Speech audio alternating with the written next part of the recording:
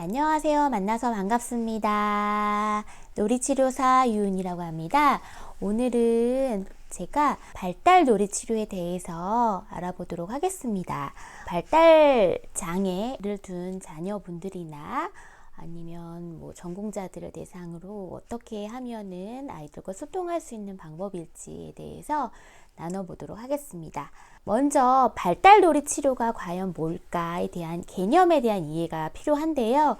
크게 말하면 놀이 치료 안에 아동 중심 놀이 치료의 범주가 있고 그 다음에 발달 놀이 치료의 범주가 있습니다. 대상에 따라서 조금씩 달라지는데요. 아동 중심 놀이 치료는 아무래도 인본주의 철학에 입각해서 아동 스스로의 잠재력이 있기 때문에 우리가 어떤 목표 행동을 제시하지 않더라도 스스로 회복하고 성장할 수 있는 에너지가 있다라는 관점이에요. 그런데 반대로 발달 놀이 치료 관점은 발달 지연의 문제이거나 스스로 성장하기에는 좀 결핍감이 있어서 어떤 교사나 선생님과 같은 역할을 통하여서 발달을 촉진할 수 있는 놀이들을 통하여서 긍정적인 상호작용의 경험과 도전적인 과제를 경험해 본다라는 그런 범주로 생각하시면 될 것 같습니다. 나는 놀이치료사인데 어떨 때는 발달 놀이치료적인 관점으로 하기도 하고 어떨 때는 아동 중심으로 놀이치료 관점으로 하기도 해요. 그러면 그 차이의 전환점은 대상에 따라서 달라집니다. 그 대상이 아동이 크게 말해 두 가지 또 범주로 나눴어요. 아이가 감각장애의 유형들인가 아니면 감각 이외에 다른 발달적인 문제에 있는 아이들이 이 범주인가를 봤을 때 입장이 달라져요. 감각장애 아이들은 시각, 청각, 지체 부자유, 뇌병변 등 여러 신체 기능상에 조금 부자연스럽고 어렵기 때문에 이 아이들한테는 감각운동, 감각놀이, 운동놀이가 필수적으로 병행되어야 합니다. 반대로 정신지체, 정서장애군, 자폐 유형군의 아이 같은 경우에는 아이의 전반적인 발달의 지연인지 그럼 인지를 촉진할 수 있는 놀이 플러스 혼자 놀이의 형태가 아니라 주고받기의 형태의 사회적인 상호작용이 가능한 놀이의 수준까지 제한을 해야 됩니다. 그럼 평상시에 우리가 자녀한테 어떻게 놀아주고 있는지 만약 발달장애나 발달지연의 문제가 둔 아이들을 둔 어머님이시라면 아이들이랑 어떻게 소통하고 있는지를 나눠보도록 하겠습니다. 보통 평가 과정을 거치기는 하는데요. 발달 장애 있는 아이한테는 일반적인 놀이 평가의 방식보다는 조금 구조화된 방식으로 평가 과정을 겪게 됐습니다.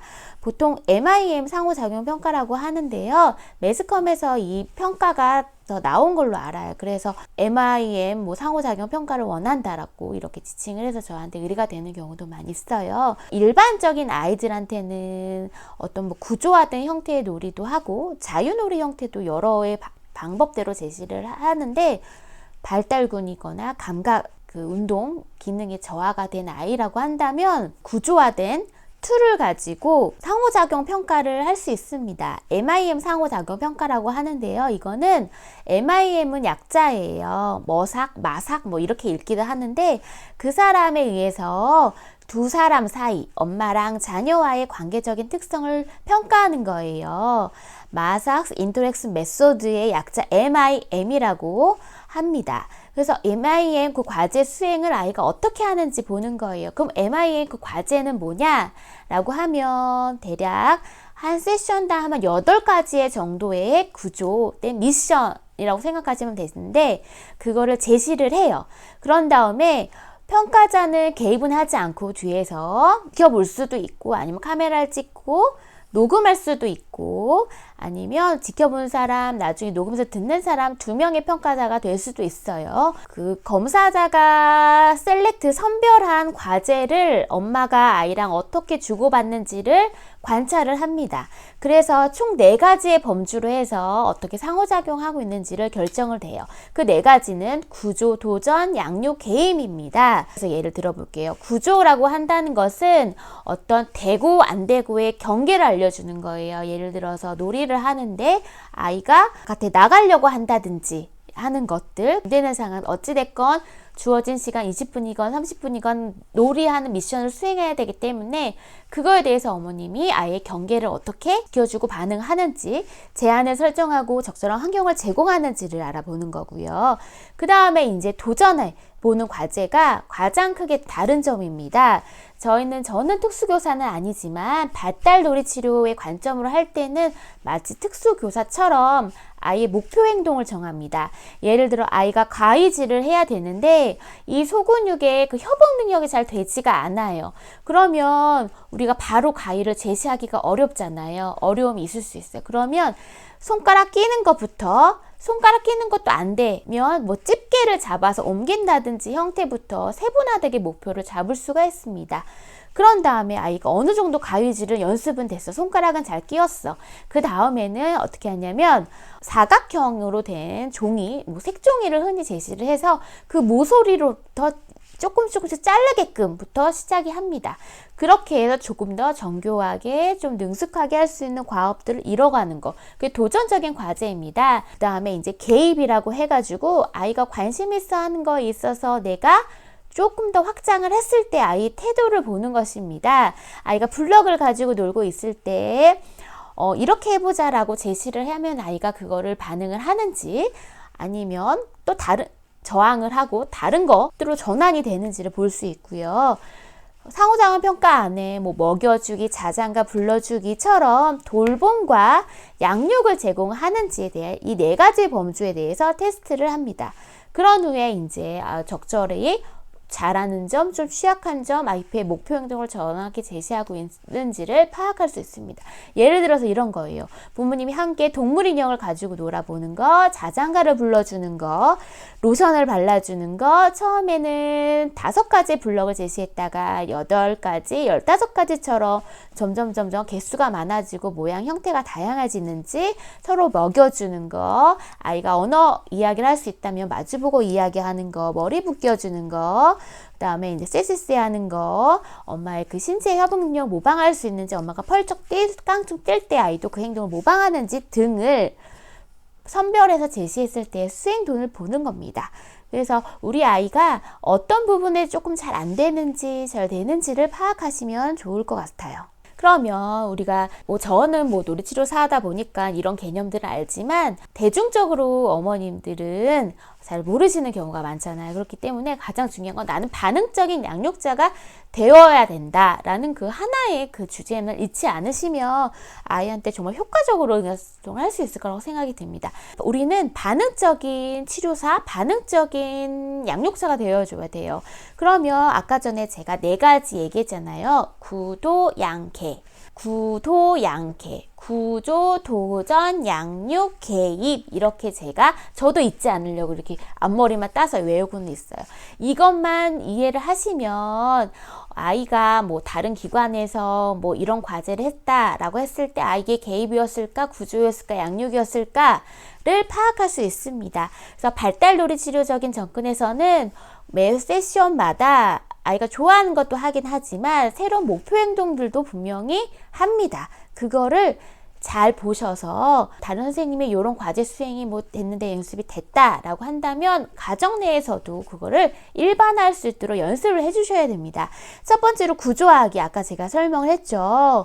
되고 안 되고를 명확하게 해주는 거예요. 어떤 친구는 칼라미를 먹으려고 했던 친구가 있었어요. 그 친구한테는 안 된다. 이거는 먹을 수 있는 거, 대신 먹을 수 있는 간식이 있다면 그걸 제시를 하는 거예요. 이걸 안 되지만 이걸 된다. 그래서 구조화하는 거예요. 왜냐하면 우발적인 사고를 막기 위해서 원칙을 알려줄 필요는 있어 보입니다.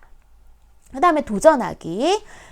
도전하기는 아이의 흥미를 고려하기보다는 이때 아이가 취약한 부분들을 관찰하는 거를 토대로 해서 제시하는 거, 주도적으로. 아이가 흥미 없어 하는 것도 한번 과감히 제시해 봤을 때 아이의 태도를 보는 거예요. 하지만 도전하기 과제가 집중을 오래 하기가 어려워요. 그렇기 때문에 짧게 집중할 수 있도록 경험, 맛보기 경험, 그 다음에 조금 더 늘려주는 형태로 해야 될 것 같아요. 도전 행동은 아이가 안 해봤던 것도 한번 해보는 것, 또 어려운 것도 능숙하게 해보는 것들을 통하여서 아이가 유능감, 할 수 있는 가지들을 늘려주는 겁니다. 발달에 문제가 있는 아이들한테 아동 중심으로만 하기에는 하던 대로만 계속 하게 될 거예요. 그렇기 때문에 조금씩 그 도전적인 과제를 감해주는 것들이 되게 중요합니다. 그 다음 세 번째로 양육하기. 양육하기 우리 많이 하고 있는 거예요. 엄마가 아이 달랠 때 노래를 부르거나 흥얼거리거나 스킨십을 해주거나 이런 것들이에요. 놀아줄 때도 이런 부분들이 있습니다. 저는 아이가 막 놀이하다가 와서 안기거나 그 다음에 얼굴 머리를 만지거나 쓰다듬거나 이런 부분들이 있고, 노래를 불러주거나 흥얼흥얼 노래에 맞춰서 춤을 추거나 이런 것들이 다 양육하기예요. 이거는 어머님들께서 일상생활에서 아이한테 그냥 평상시 긍정적인 상호작용을 하는 형태이기 때문에 굉장히 잘하시고 계시고 있는 부분일 거예요. 이것도 해주시는 것들. 그 다음 개입하기. 개입하기는 우선은 아까 도전은 아이의 흥미를 고려하지 않는 거예요.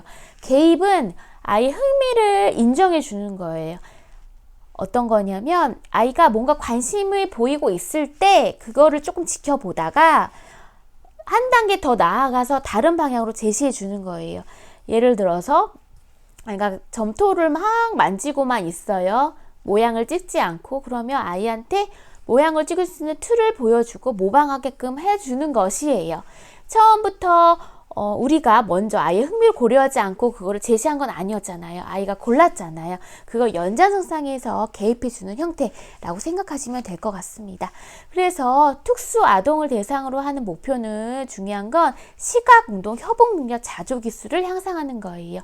스스로 해볼 수 있는 거, 기본 수행할 습관도 스스로 해볼 수 있는 그게 기회를 준다고 해서 다 가능한 건 아니지만 할 수 있도록 부단히 기회를 주고 부단히 그 점진적인 목표를 형성해서 얘기해 주는 것이 필요합니다. 매번 아이들도요, 반응 속도가 느리지만 그 아이의 욕구가 있어요. 그렇기 때문에 때로는 아이들이 욕구에 따라 선택할 수 있게끔 하는 것들도 필요합니다. 이렇게 4가지 구, 도, 양, 개 이렇게 4가지 기술만 숙지하셔서 우리 아이가 하고 있는 활동들이 지금 어떤 개입들이 필요한지, 내가 반응적인 양육자가 되기 위해서 지금 우리 아이한테 어떤 역할들을 하면 좋을지 좀 판단하시는 부모님들이 되시기를 바라고요.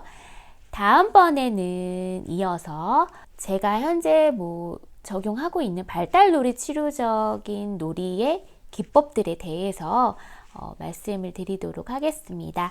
자, 심리 스토리 이것으로 마치고요. 다음번에는 좀 더 재밌고 다양한 주제들로 찾아뵙도록 하겠습니다. 감사합니다.